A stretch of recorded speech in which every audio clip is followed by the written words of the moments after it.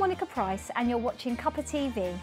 Today I'm joined by Grace Healy, who works tirelessly in the Black Country with the YMCA to support and provide opportunities for young people. And then all the way from Britain's Got Talent, Charlie Green, who wowed us at the age of 11 with his voice and continues to do so. I'm joined today by Participation Coordinator Beverly Moman, who works with young adults, helping them with advice, training and education, as well as accommodation. Also with her is Katie McMahon, who is a key support worker, and they've come along today to tell us about their experiences. And also beside me, I have a very special presenter guest, Alicia. So we'll come back to you in a moment. So ladies, Beverly, can I talk to you first? Yeah. Welcome to Cuppa TV. So tell us what the YMCA does. So the YMCA is a youth charity, biggest one in the world. In the West Midlands, we provide accommodation, advice, training and support to homeless people. We also provide family support, we run nurseries and also offer education courses as well. So it's quite a lot. Yeah. And in all over, as you say, all over the West Midlands? Yeah, we cover Walsall, Sandwell and Dudley, West Bromwich, Wolverhampton and Rugeley as well. That's great. And what's your role? At the moment I'm a support worker and I help the young people with their budgeting skills, cooking. I'll give them advice and guidance, whether with their benefits or anything like that. Fantastic. So I'm just there to help them. So how did you get involved with the YMCA? My journey started with the YMCA when I became homeless. I suffered a breakdown in my family and then I applied for the hostel. And then I met my support workers and, you know, it was daunting at first, but I got used to the hostel life and they helped me rebuild my life really. And I suffered a loss of my dad when I was in the hostel, so that was very hard for me. And my support worker really helped me and to put my life back on track. And after I moved out and I got my own place on the council, and then I applied for a peer mentor role within the YMCA, and I started mentoring young people, you know, helping them through the situations that I went through. And then after that, I picked up my own cases while I was a peer mentor and became a support worker for the YMCA. Oh, fantastic. And this is your beautiful daughter. Yeah, it is. She's helping me present today, aren't you? But do you think there's been an increase in homeless young adults in the Black Country? Yeah, definitely. I would say that. And why do you think that is? Beverly, can I ask you that question? A number of things really. Family breakdown is probably the main reason why young people become homeless. So a breakdown in relationships, obviously with the current economy and climate and people being sanctioned of benefits and things like that. A lot of families just can't afford to keep, say, a son or a daughter who's living within the family home and maybe not contributing, and that causes a lot of conflict as well, which could lead to those young people becoming homeless. And they just do they turn up on your doorstep? I mean, how does it work? Are they referred to you from social services? How does it work? Some young people, you know, we do have a direct access for some of our young people, but normally the procedure is they go to our access and resettlement department, which they would then delegate as to where they go, which is either stage 1 with us, stage 2 or stage 3. So it just depends on where the individual is, and then they put them to the different projects that suits them. So, I mean, it's quite a lot. You do education and training. What sort of education and training do you do? We run a variety of activities at the hostel. So when a young person comes into us, the main aim is to enable them to better their lives and be able to live independently. So we run an education, training and independent living skills programme, which runs each week. We do a range of activities such as learning how to cook, which, you know, 16, 17, 18-year-olds who've never lived alone before. It's a life skill, isn't it? Yeah. I mean, learning to cook is a life skill. But even the things we take for granted, like knowing how to do your laundry. Some of these, you know, young people have never done the laundry before on their own. So knowing how to clean, knowing how to manage your money and you know, really survive. In addition to that, we have a lot of links with colleges who come in and upskill our young people in terms of whichever career path it is that they want to go down. And is that what you found, Hayden, when you came to the YMCA? Did you find the support and the help was there for you? Yeah, definitely. I think I needed the support when I came into the YMCA, and it was good to have a support worker that, you know, that really helped me through a difficult time with my dad, because that was something that was very difficult for me. And I actually dropped out of school because I was in the grieving process, and my support worker really helped me to, you know, come back and just get my life on track. And did you do more education, you know, and training whilst you were at the YMCA? Yeah, I did the Get It On programme, which is based on site at Badger Court, and they really helped. We did a lot of things and team building exercises and stuff like that, so that helped with my confidence. And cooking, we touched on cooking skills, life skill. Do you feel that's something that's quite important? Yeah. Definitely. As I said, the aim is for them to move on into independent living, and without those skills, they're not going to be able to manage just a tenancy. So Katie runs a lot of the good cooking sessions. Oh, we know where to come then. Yeah. she teaches me, actually. Oh, fantastic. Yeah. You obviously enjoy it. Yeah, definitely. Do. It's one of those things, but it is, you know, it's something you do need, and if you haven't had any experience of that, then, you know, it's something that, you know, it's a life skill, and it's needed, and it's useful, isn't it? So. And, you know, the things we take for granted, how to read a wash label on a clothing, you know, a piece of clothing. So you help people with everything like that. Yeah. Things we take for granted, actually, isn't it? It sounds like the small things. What's the best thing that you do, Katie, when you're there in your role? What do you do that you really like doing, or you really enjoy doing? Okay, for me, the best part of my job is to watch the progression of a resident. They come in, you know, and some of them don't have a lot of life skills, and seeing them on their journey to the point where they move on into independent living.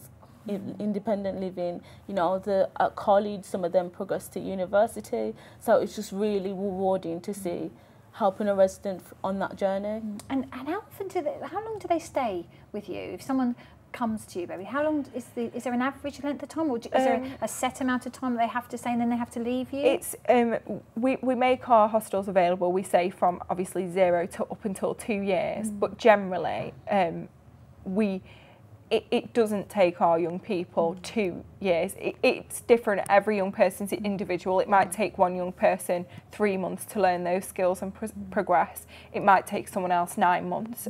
We generally don't have people who stay up to 2 years, but if it was needed, they could stay for up to 2 years. So they get that support the whole time. Yeah. And when they, how do they know when they're, or do you tell them when they're ready to leave? What's the process of that? Because I should imagine that's quite tricky. Would that be correct in saying that? We're constantly, as support workers, you know, you guys are constantly assessing their skills. Things like, you know, when they first move in, they might not be keeping the flat clean. But then, I don't know, 6 weeks down the line, they're regularly hoovering, they're regularly cleaning up. You know, instead of buying takeaways, they're cooking a meal every day. So really, they work with the support worker to decide when they're ready for move on. And some will say, you know, right from the start they can do. Yeah, we get a lot of that. And did it change your life? Yeah, definitely. Like, for me, it has changed my life massively, because not only have I been through the whole journey with the YMCA and got my own property, but it's actually helped me career-wise, because now you know, there is the career path in housing for me, and that's something that I've gained a lot of experience through the YMCA. And which you wouldn't have had otherwise if you hadn't have been involved with them. Yeah. And for you, Beverly, what's the best part about your job? It varies, really. Probably giving young people experiences of things that they've never got to do before. So sometimes we do trips to Alton Towers or Blackpool, and it's really sweet. Sounds great. When residents say, you know, they've never left the West Midlands before, or they've never had the opportunity to go ice skating for whatever reason. So yeah, really giving them the experiences that otherwise they would never have had in life. I mean, the YMCA does an incredible amount of work, it Yeah. seems, and again, all around the world. Yeah. You know, I don't think maybe many people don't realise they're all around the world. So would you say that without them, it wouldn't be a good place? Definitely not. They do a lot of good work everywhere. Are you singing to us now? Quite right. You can join the YMCA choir. You can join the YMCA choir, quite right. And talk about that. Do you do singing activities and things like that? Yeah. Do you do that? I've got a feeling you might do that. We've got a newly formed YMCA staff choir. We have the star sitting on my sofa on Cuppa TV. Excellent. That's brilliant. And what do they do? Do they go out, you know, to other places? Well, it's quite new. So we had our first Christmas carol service, a YMCA carol service for our residents, our partners, our service users. You're welcome to come to our next one. We're doing an Easter service at a church, so yeah, we're quite newly formed. Fantastic. Oh, I'll definitely send me the invitation and I'll be there. Well, ladies, it's been such a pleasure to meet you both. Thank you. Thank Pleasure you. to have you sitting here. Thank you so much. Thank you. Right, we're going to take a break now, so come back and join us after the break.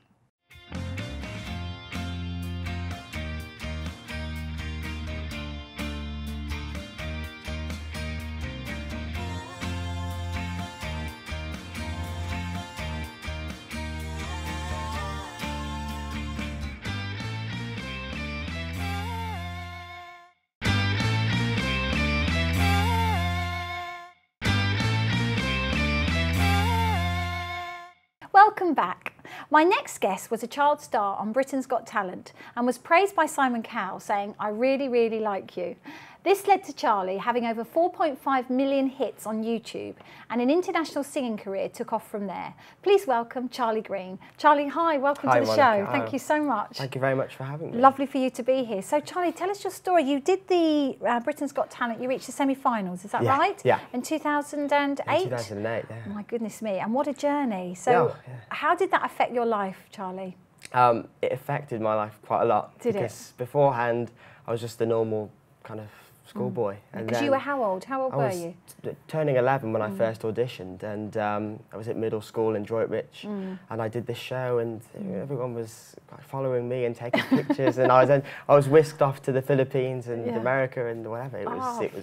It was strange, but it was a great experience. Was you expecting that to happen? Were you expecting the sort of, I mean, 4.5 million viewers on YouTube? I mean, that's incredible. Were you expecting that? I don't think I was. What did you think was going to happen? I don't think I did think. I think that's the thing. I just thought it was just going to happen. I was going to sing, and that was kind of going to be it. I never really thought, hang on, this is really going to change my life. And how did you get to be on Britain's Got Talent? Did you enter the competition yourself? I remember going into the office at home, and my mum and dad were on the internet, and they said, look, there's this Britain's Got Talent. The show had only been running 1 year. So it was quite a new thing still, but I was thinking, okay, I'll just do it. Didn't think anything of it, just thought, okay, good opportunity for me to perform. So I didn't really think about it. And now look at you now, it's just incredible, isn't it? It changed my life, so it was a great thing to do. And has singing always been your passion? Yeah, absolutely. When did you start singing? How old were you? Can you remember? My dad was a principal singer with a show called the Black and White Minstrels. Oh, fantastic. Ages ago. And so he was a professional singer. I always wanted to sing like him. So it was in your family? It was in my family. I was about 2, I think, when I first started to sing, and I was on a cruise ship. Oh, thanks. Do you remember what you sang? Yeah, it was... You pretty sure it was incredible. New York. Well, this is what I've been told. Yeah, so it's like I think we got it on video or something. Really? That's great. Yeah. So Charlie, so after Britain's Got Talent, as you said, you went abroad almost straight away, didn't you? Yeah. And then so out of all the countries, where have you been to? Tell us where you've been. Well, I first went to the Philippines because my mum is from the Philippines, and so there was this connection. Yes. I was half Filipino, doing well over here, so I was whisked off over to the Philippines. Brilliant. And what did you do there? I did TV, I did stuff like this. Fantastic, I did some shows and I recorded an album, and that was great because then I was invited to do a tour in America with some stars from the Philippines, and that was an 8-week tour. Great. So I visited all of America and Canada, and then I was invited back to Asia, so I did China and Japan, and so how did you fit all your schoolwork? Presumably you had to do some schoolwork. Yeah, well I did actually, and they the school I was at, which is in Worcester, Bishop Perone, they were really good because they let me do my work when I was away. But unfortunately, that just at the end it took its toll. I was missing too much, so I had to I finished my schooling through Oxford Open Learning, which was good. Yeah. But so I did miss the last couple of years of normal school, which in a way I kind of regret, but it gave me an opportunity to do other stuff, and been very lucky. It's difficult sometimes, isn't it, to do the both, I would imagine, you know, with touring as well. I imagine that's quite difficult doing. And are you still in contact with some of your friends? You still, you know, absolutely. Yeah, and some of my friends are doing really well. Yeah. One of my best friends at school is now possibly going to London to do dancing, and so yeah, it's really good. Yeah. So it's been a wonderful experience so far. Yeah, absolutely. So what's happening at the moment? So you're doing, what are you doing at the moment? What songs or anything? Well, my next plan is my CD. So I've recorded a CD. I've recorded 2 CDs. I'm a member of the Salvation Army Church. It's where I go and worship. Right. So I've recorded a gospel CD with the Salvation Army, and that's out right now. And I'm also recording, well, I recorded it about a year ago, a pop CD, which is going to be out in the summer. So I've got to record a music video later this month. You're going to be busy. Now tell us about the Salvation Army. Yeah, well, the Salvation Army, my dad grew up in the Salvation Army, in the Salvation Army family.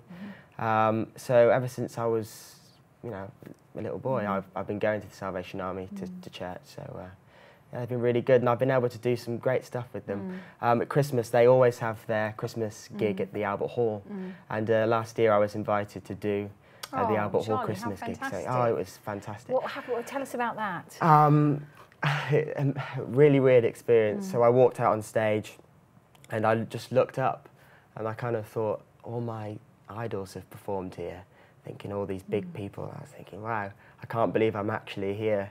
And there was a bit of silence before I started my song, and it was the kind of strangest 3 seconds I've ever had, because it went so quick, yet it was like the longest 3 seconds ever, because I just wanted to get it done. Just right. But when I was performing, it was just such an amazing thrill. Is that the first time you performed there? First time at the Albert Hall, yeah. That's amazing. Well, actually, no, that's a lie. I played my cornet, which is a kind of like a trumpet thing, if you know, in the brass band. So I had performed there a couple of years ago in a big massed band of youth players. But this is the first time I was actually on the stage as Charlie Green. What did you sing? I sang a Christmas song called Rejoice with Exceeding Great Joy, which is actually on my album. Yeah, it's just a good song. And Santa Claus is Coming to Town. Quite right. So, of course, that was you needed to do that. Yeah, absolutely. And tell us, what was your favourite part of? If you've got a favourite part, probably a difficult question.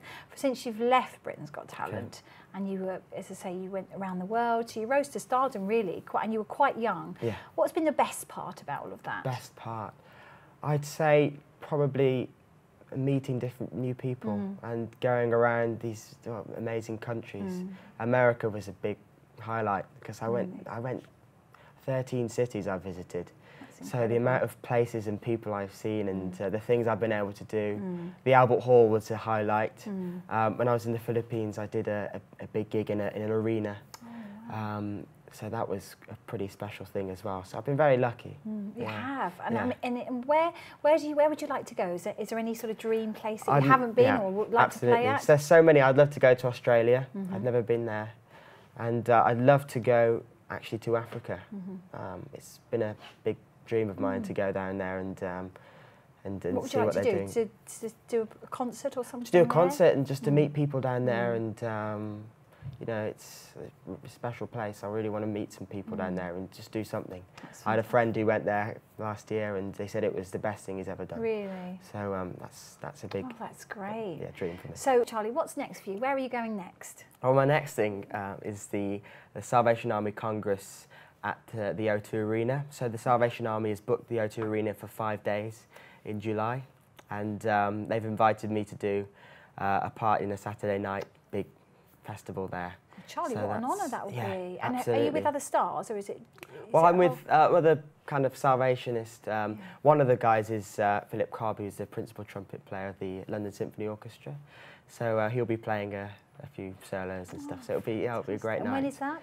That's in July. In July, so coming up. Yeah. And are you going to America, I hear? I am. I'm going to America. America's calling you again. Absolutely. And what are you going to be doing over there? Well, can I tell you about this? Yes, so, please do.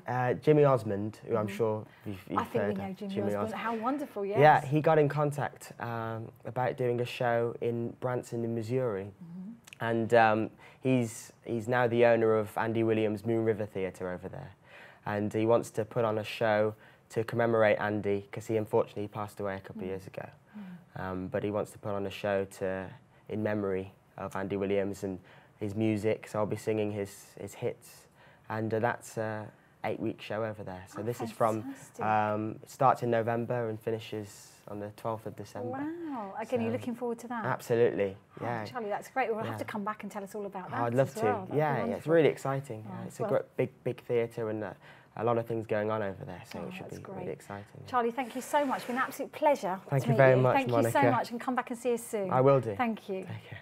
Right, I'd like to thank all my guests today, and thank you for watching. Please do get in touch with us either on Facebook or Twitter at Big Centre TV, or email the show.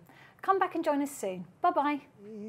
You know how I feel, blossom on the tree. You know how I feel. It's a new dawn, it's a new day, it's a new life for me, and I'm feeling good. Dragonfly out in the sun, you know what I mean, don't you know? And butterflies all having fun, you know what I mean. Sleep in peace, one day it's done, that's what I mean. And this whole world is a new world, and a bold world for me, for